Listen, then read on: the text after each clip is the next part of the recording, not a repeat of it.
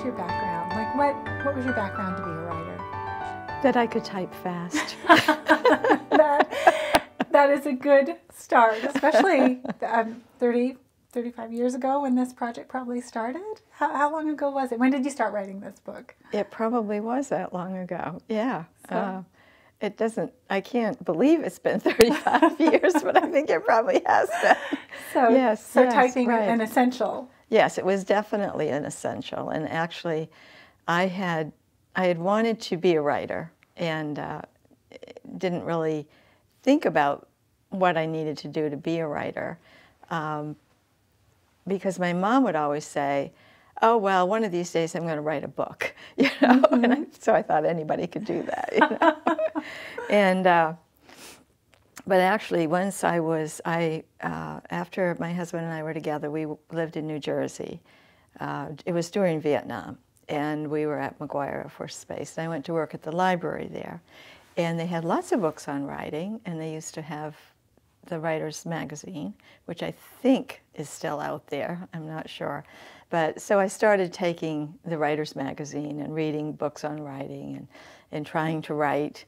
And the best thing I could do was know how to write a manuscript, how to prepare a manuscript. So fast forward to being back in Maine, having 3 kids. The third one was still in diapers, and I put an ad in the local paper. I'm on a back road, the North Road in Sabac, and put an ad in the paper, you know, I can, you know, writing, typing, and the things that I could type, which I could type legal documents or manuscripts. I had worked in a number of different areas and fields, and so I got a call about a fellow that wanted to write a book, and so I followed up on that, and he had gathered a lot of things, and he had, most importantly, he had a contract with a publisher which was about to expire.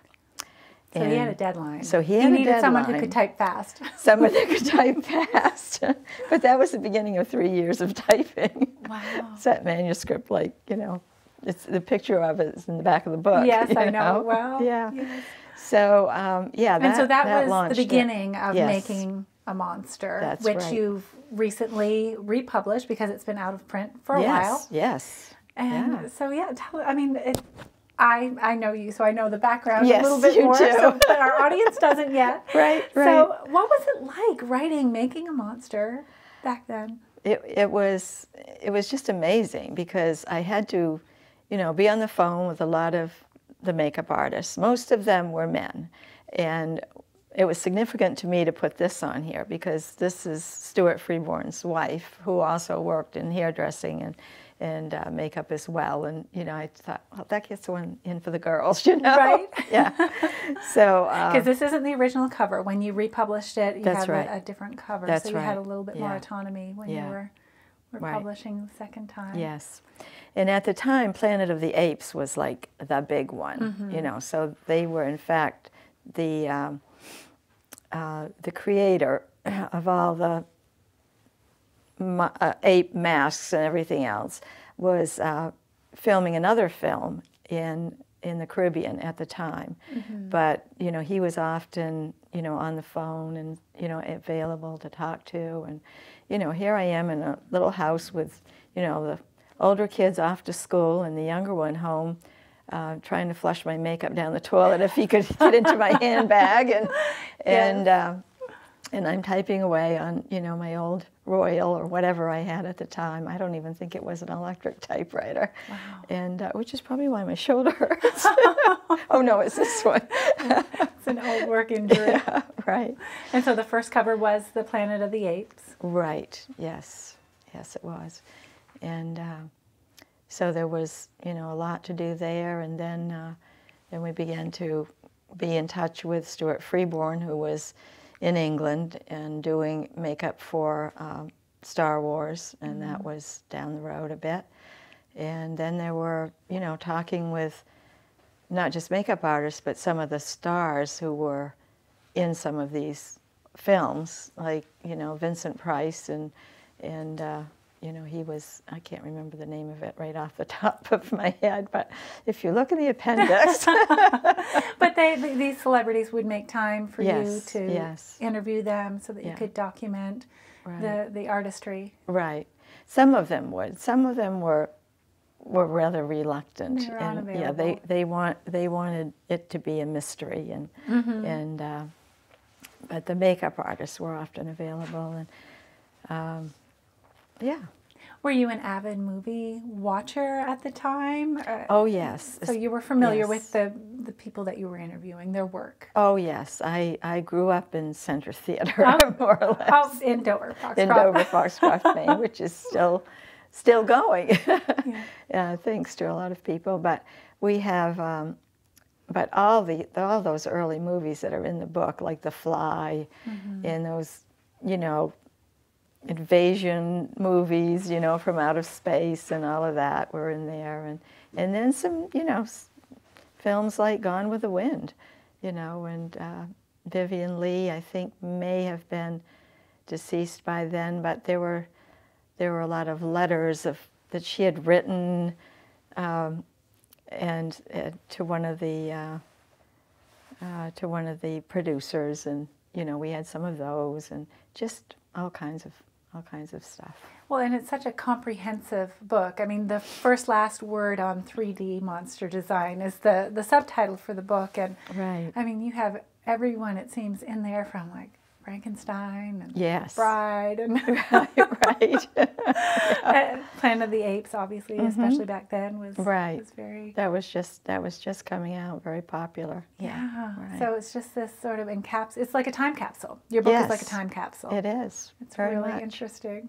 And so the ones that you interview, the makeup artists, they shared their secrets with you? Well, not secrets, but yes, they would, you know, share different things. Sometimes I remember when we were interviewing someone, I was talking with the person who had done the makeup for Tippi Hedren on The Birds, Alfred Hitchcock's big movie of that era, and because he had to make her up because the birds attacked her.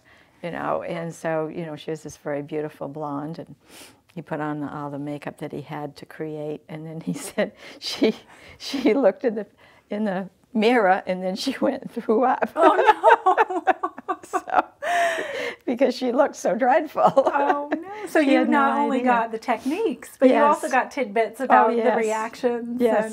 And, absolutely. Yeah. And so you said this was a more than 3-year project. Yes. And you were raising, how old were your children?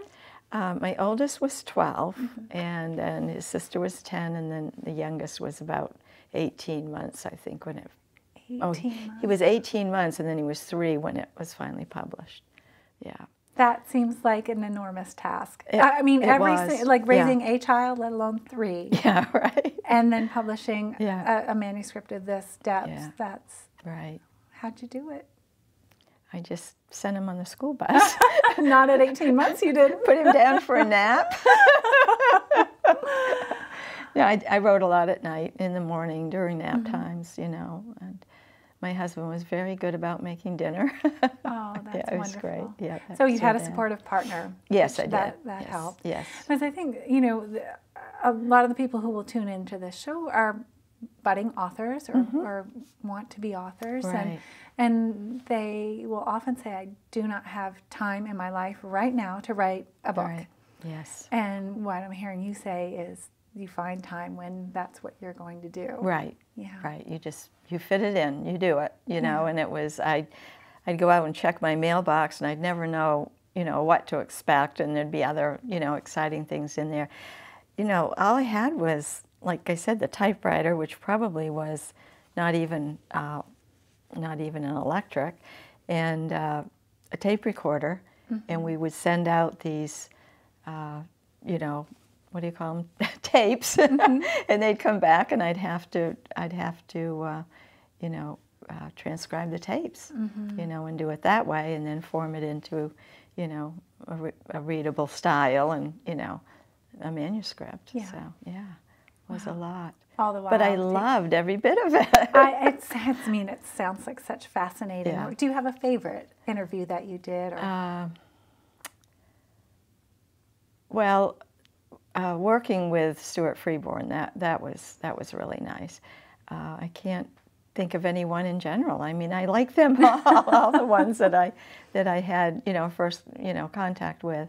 I do remember getting, I think it was, I forget who wrote it now, but a tape from one of them, and I was transcribing it, and he was talking about, it was really bloody and gory, and I remember thinking, oh, I can't let the kids hear this, So it was just about anything, it was all kinds of different things. So they would talk about the technique, but then the application of the technique, like why they were making the monster up to be a certain way. Yes, yeah, different things like that. Yeah, forming the mass, making the contacts, to build the rubber mass, making the design and there was the designing. There was the appliance making, which is what they called the rubber masks and everything. They called them appliances, and how they formed those and how they did those. And there was a lot of that. Yeah, making Spock's ears to be pointy and things like that. Yes, well, just the pictures in the book are amazing. I mean, a lot of them, I'm sure people just haven't seen before. Just the behind-the-scenes glimpses. Absolutely, yeah.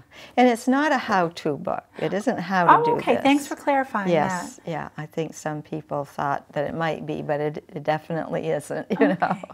Yeah. So is it more anecdotal? Yes, it's very anecdotal, and more the stories by the makeup artists themselves, So, yeah, that's which a lot of times is the untold story. We, as a society, are fascinated with celebrity. Right. But typically the celebrity is the person being filmed, not the person behind the scenes. Yeah. I called, I remember being in touch with, they didn't really have the kind of makeup that would require, this sort of monster makeup thing. But there were a couple of famous people, and I had called one of them in New York City and asked him, because the makeup artist not only had done other people, but they'd also done their stage makeup, but it wasn't anything elaborate. And I remember talking to this person, I won't say who it was, and I, my lead question was, something to do with the makeup artist, and do you think he helped contribute to, your role? And he just said, no, not at all. Oh dear. Oh, okay, bye. So no accolades. No, none at all, none whatsoever. And I can understand that, because he was a dancer, so really, I guess, he didn't really contribute to that other than doing makeup that probably enhanced, his features for the stage and for the film audience. But, it wasn't like appliances being designed and glued on or anything like that. Right. It's a totally different, and I'm sure a totally different connection that those type of makeup artists would make with the actors and the actresses on screen. I mean, they spend hours together, face to face. Yeah. Well, you think of like Tippi Hedren's makeup in The Birds, and doing something like that, and and certainly the Planet of the Apes. That was quite a long and really, if you think about that, that was quite an undertaking, to take a human being, to take not just one, but a whole cast of it, and come up with what would work, and design it and create it, and that was pretty fascinating. And be realistic. I mean, we know they're monsters, or monster-esque, but we still, for a successful movie, they need them to be relatable on a human level. Right. And so that's a really unique skill to have that balance. Yeah, it is pretty cool. So you touched on this earlier in our conversation, but can you tell us in a little more detail why you chose this as the cover picture with Chewbacca. Certainly. Yeah. Well, thinking how much time has grown since the original book was out, which was the late 70s. I wanted to pick a picture that was familiar to older people and younger people, and I think I'm hoping that Chewbacca is continuing to be familiar to a lot of people. It's been I forget how many different movies, Star Wars 1, 2, 3, 4, The Force is with us and all of that. Yeah. So I felt like that would be, that kind of stood out to me. He is definitely a timeless icon now. Good. And yeah, beyond the movies, all of the books and the comics, there's a number of different cartoons now, I think, as well. Yes, yes, and at Halloween he may show up at your door. It's true, it's true. I don't know, Never it's kind of hard to be afraid of him, though. He's not exactly a monster anymore. No, not at all. He's too much of a celebrity. He never was, really. He's a Wookiee. It's true. They're very good. It's a great image, and all the pictures inside. Like I've said, it's like looking back in time. Well, it is looking back in time. It really is. Yeah. And the crispness of the images. And yes.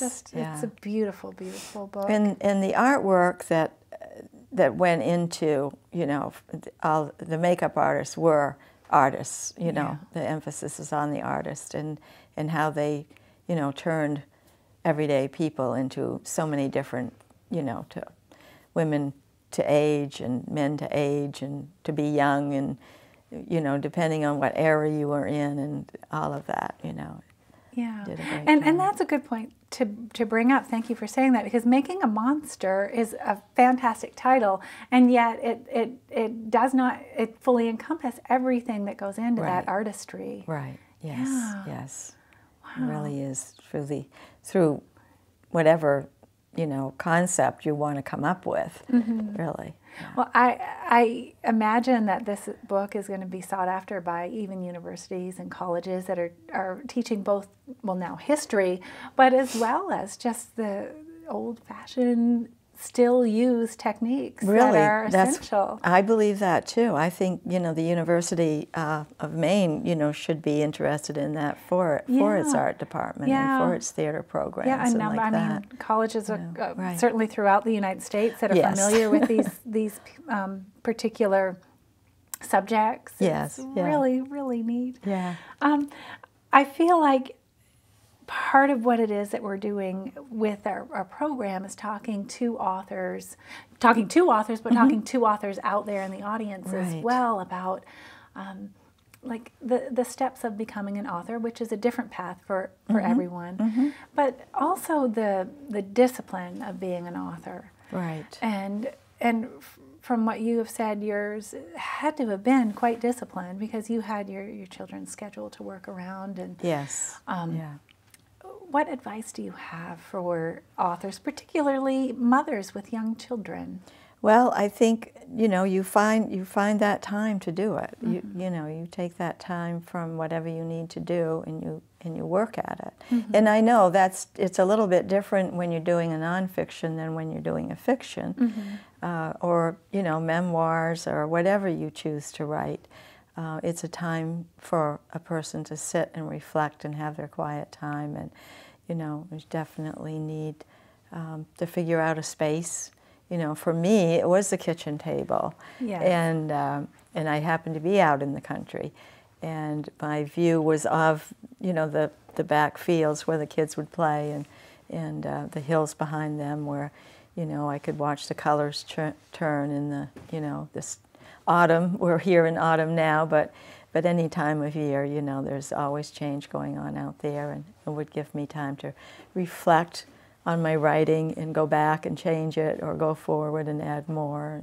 So beautiful, picturesque place where you can contemplate, have some self-reflection, probably some reprieve from other busy things in life. Exactly, exactly. Getting away from the hubbub, is a really good thing. And for me, it was with kids in school, was the quietest time,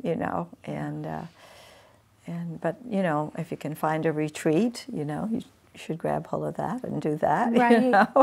Well, and I'm thinking now across the landscape of authors and writers, there seems to be a lot of opportunity for that, for having writers clubs. I mean, online, especially right now, but in person as well. There's any number of workshops and retreats of all number of lengths. I mean, you can go away for a 6-week writer's retreat if you have time. Right. to do that.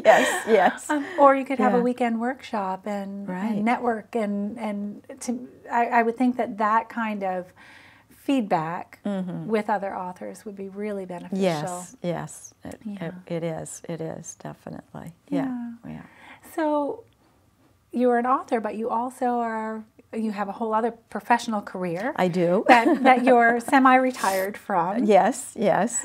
I'm a licensed clinical social worker, so I'm often writing notes and working with people. And, you know, I mean, I'm working with people, and I only work 2 days a week now. But I found that often, and in fact, I think I was at a writers' conference when I was talking with someone and asked the question, you know, did kind of pose that question, and you know, that I like to write, but I'm also, you know, a licensed clinical social worker, and the answer was yes, and you do a lot of writing, and you're interested in people, and that's the part of interviewing and all of that. So it's a natural segue, you know, to do that. Yeah. And I've written a few things since the book. I've, you know, done some nonfiction articles and been published that way as well. In your field, you mean you've done those? Yeah. No, not in my field. Oh. No, not at all, actually. Interesting. Right. In other areas of interest. So following that creative spirit. Right. That's wonderful. Yeah.